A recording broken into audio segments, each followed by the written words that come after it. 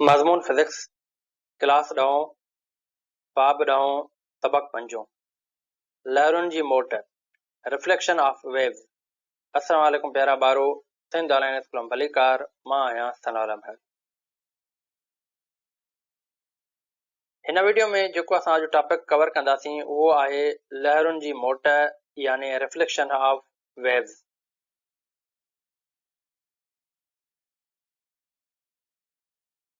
तो प्यारा ॿारो, अॼु असां टॉपिक कवर कंदासीं रिफ्लेक्शन ऑफ वेव्स यानी लहरुनि जी मोट।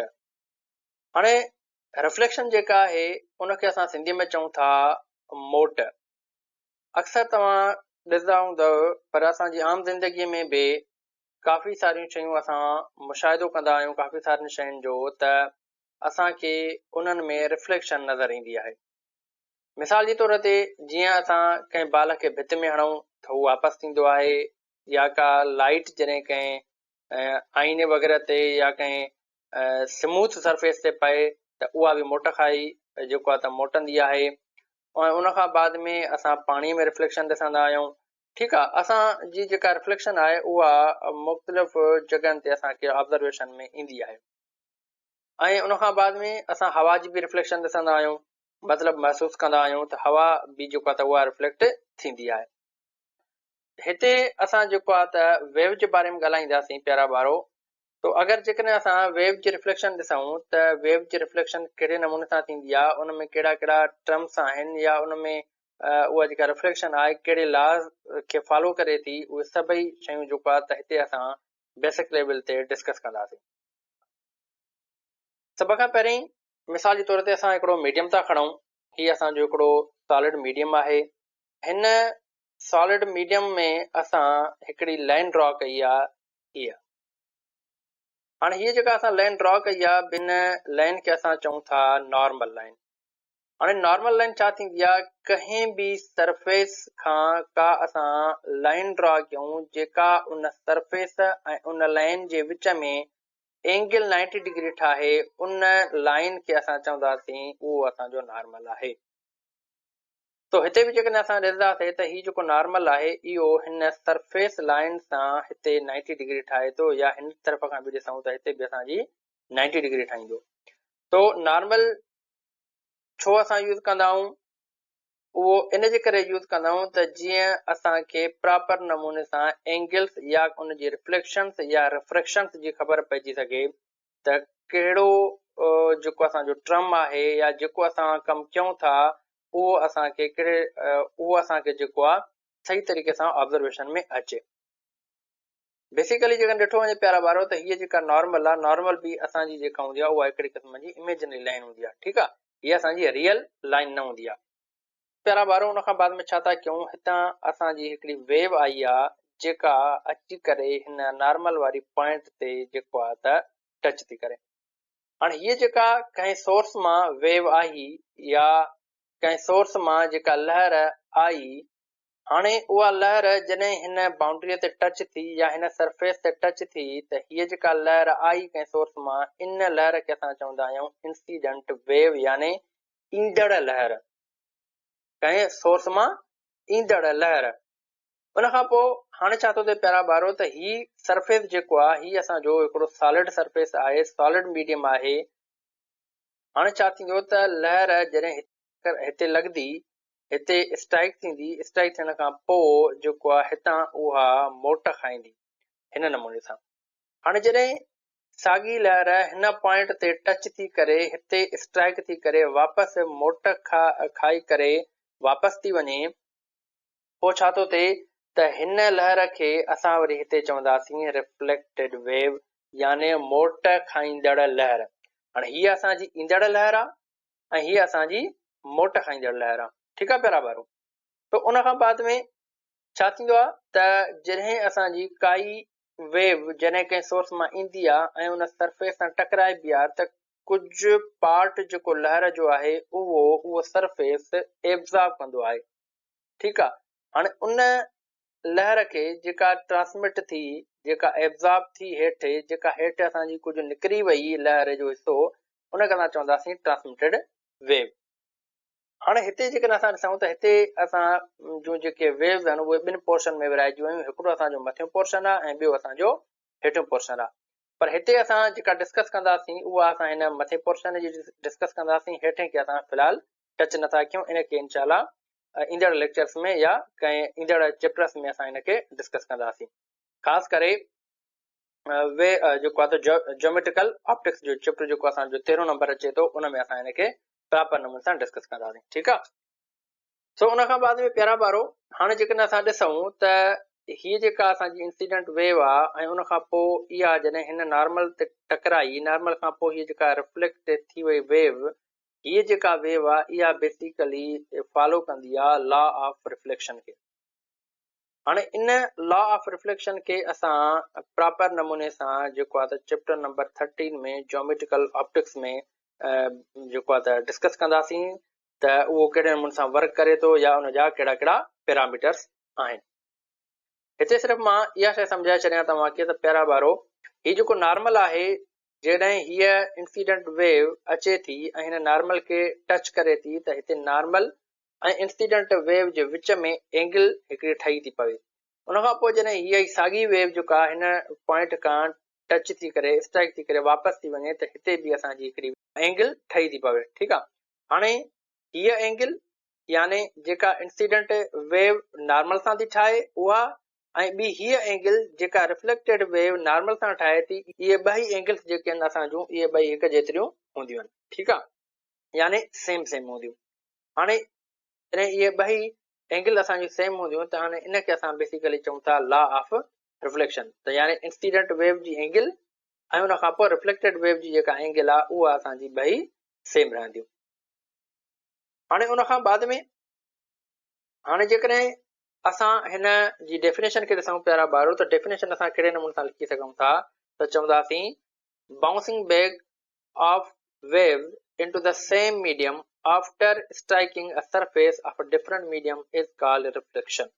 हाणे रिफ्लेक्शन जी जेका डेफिनेशन आहे उहा कहिड़े नमूने सां असां चऊं था, उहा चऊं था त काई बि वेव जॾहिं काॾां अचे थी ऐं कंहिं मीडियम सां टकराइजे थी, टकराइजण खां बाद में उहा साॻे ई मीडियम में हली थी वञे। मिसाल जे तौर ते हीअ वेव जेका आहे उहा हवा मां आई, एयर मां आई, अची करे हिन मीडियम सां टकराइजण खां पोइ वापसि साॻियो ई एयर में हली वई।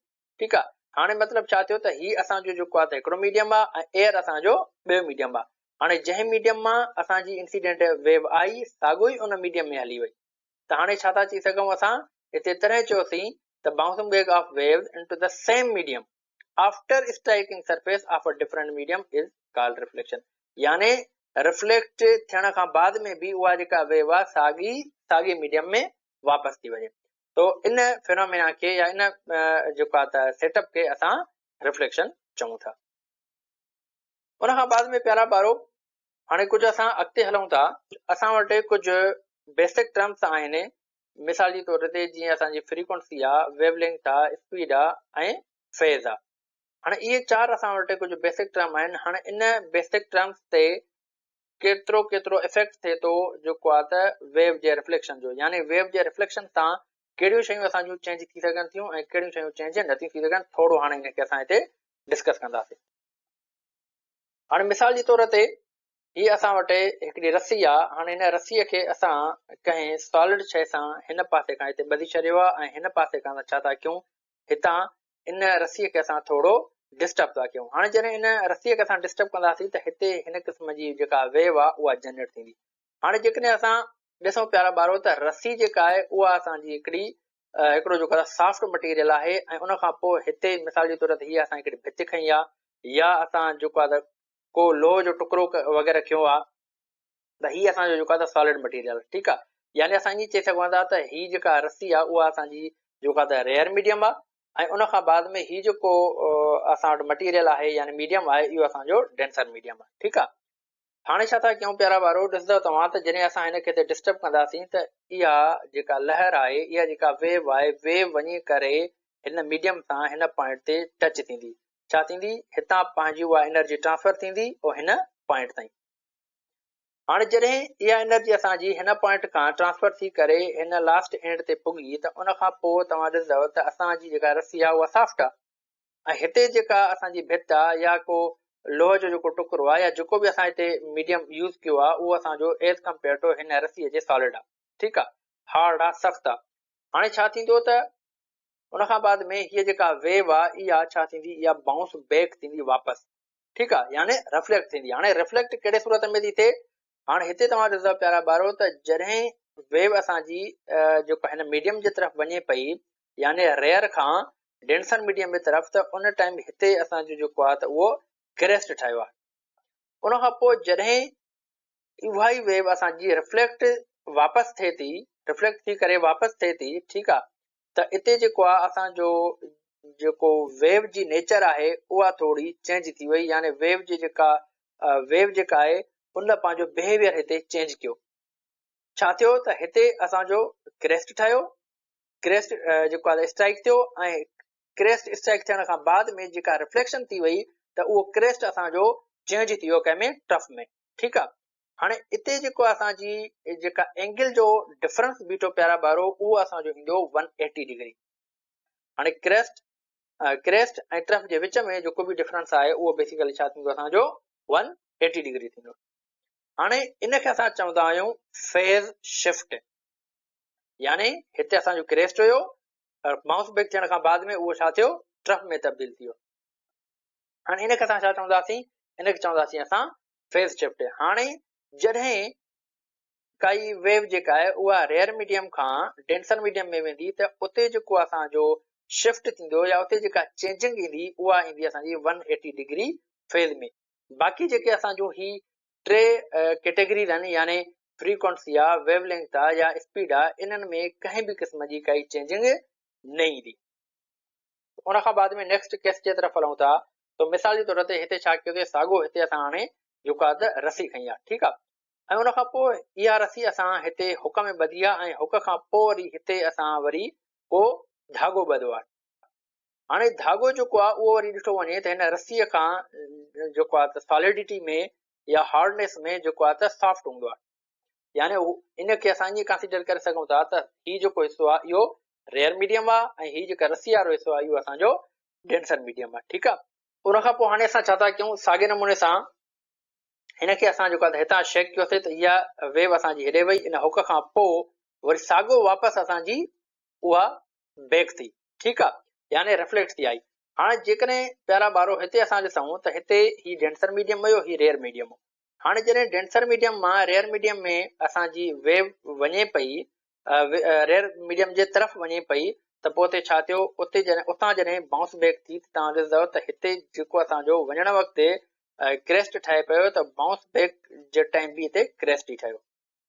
हाणे इन मां असां इहा ॻाल्हि सम्झी सघूं था त जॾहिं असांजी वेव जेका आहे उहा डेंसर मीडियम खां रेयर मीडियम में वेंदी त उन में कंहिं बि क़िस्म जी का चेंज न ईंदी, यानी हिते असांजी जेका चेंज अचे थी उहा 0 डिग्री आहे। ठीकु आहे, त हिते असां चई सघूं था त हिते असांजी जेका फेज़ शिफ्ट आहे उहा छा आहे, उहा 0 आहे। त हिन मां असांखे इहा शइ मालूम थी वई त जॾहिं वेव असांजी रेयर मीडियम मां डेंसर मीडियम में वेंदी त उते जेको फेज़ शिफ्ट आहे उहो असांजो 180 डिग्री थींदो, ऐं उन खां बाद में जॾहिं वेव असांजी डेंसर मीडियम खां रेयर मीडियम जे तरफ़ वेंदी त उते असांजो जेको फेज़ शिफ्ट आहे उहो 0 डिग्री थींदो। ठीकु आहे प्यारा ॿारो, तो प्यारा ॿारो हिन लेक्चर खे हिते असां ख़तमु था कयूं। इनशाला नेक्स्ट लेक्चर में वरी असां नए टॉपिक सां गॾु मिलंदासीं। तेसिताईं अल्लाह हाफ़िज़।